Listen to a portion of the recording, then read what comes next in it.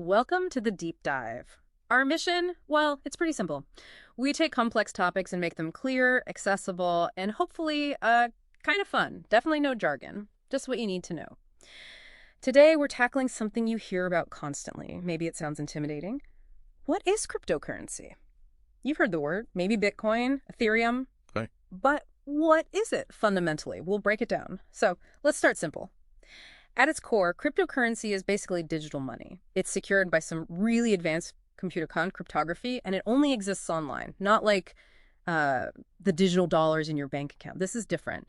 It was designed originally for direct payments, person to person, no bank needed in the middle. And the name kind of gives it away, right? Crypto, Yeah. it points to the encryption, the super strong code that makes it secure, almost impossible to fake. And currency tells you what it was meant to be.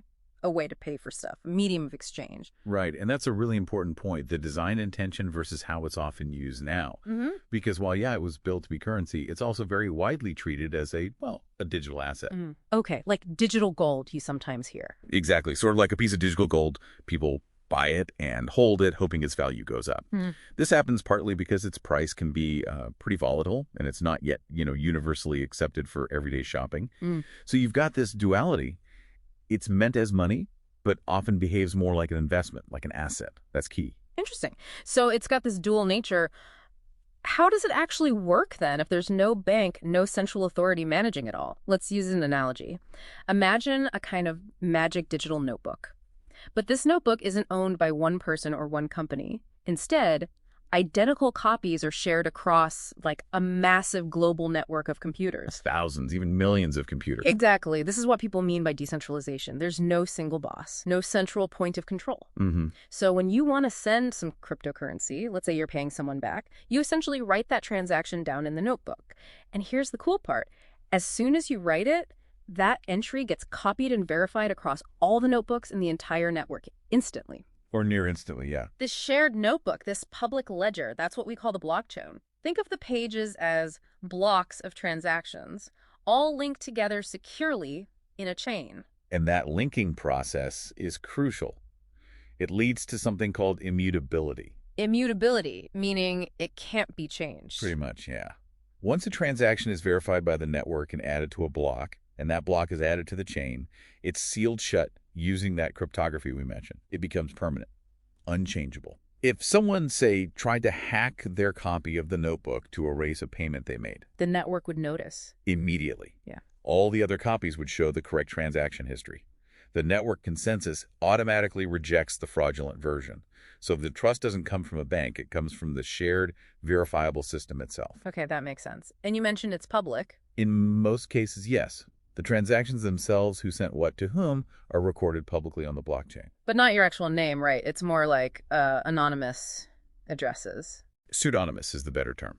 Your real-world identity isn't directly linked, but the transactions are tied to these unique digital wallet addresses.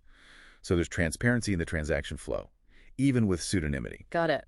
So, okay, the tech is clever, this shared secure notebook, but stepping back, why should you listening care about this? Forget the investing hype for a second.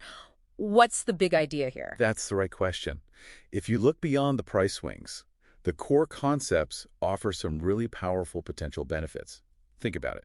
First, it's global and fast. You can send value anywhere in the world, often in minutes, not days, and usually with much lower fees than, say, traditional international bank wires. That's huge for people sending money home, for example. Okay, speed and cost. What else? Second, you are in control. Really in control. It's your digital money in your digital wallet. No bank or company can just decide to freeze your account or block your transaction if they don't like it. That's a big shift in power. Direct ownership. And third, access. Anyone with an internet connection, basically, can participate. You don't need a bank account. You don't need permission. Think about the billions of people worldwide who are unbanked. This could potentially open up financial services to them. So global, user control, access, that sounds pretty compelling. Yeah. But people still worry, right? We hear things like, is it safe or is it actually legal? Understandable concerns. On safety, the blockchain technology itself, that core ledger system, it's incredibly secure based on decades of cryptography research. Most of the risks you hear about come down to, well, human error or protecting your own access, like keeping your passwords safe or securing the keys to your crypto wallet. similar to how you protect your online bank login. So the system's strong, but you need to be careful with your own stuff. Makes sense. And legality. In most major places, like the US, the UK, across Europe, yeah, it's generally legal to buy, sell, and use cryptocurrencies. But the rules are definitely still evolving. Governments are figuring out how to regulate it, tax it, fit it into existing financial systems. So it's legal, but the landscape is changing. Okay, so let's wrap this up. Cryptocurrency. It's digital money, secured by code, running on this shared, unchangeable digital notebook, the blockchain. It allows for direct transactions, no middlemen needed. You've just grasped the basics of something that genuinely confuses a lot of people. Yeah. You get the core idea now. It's a fundamental shift in thinking about money and trust. That's exactly. So here's something for you to think about after this. If you have a system for truly global, user-controlled digital money, what new possibilities does that unlock? Things maybe we can't even quite imagine yet within our traditional financial world. What could that future look like? Thanks for joining us on this deep dive.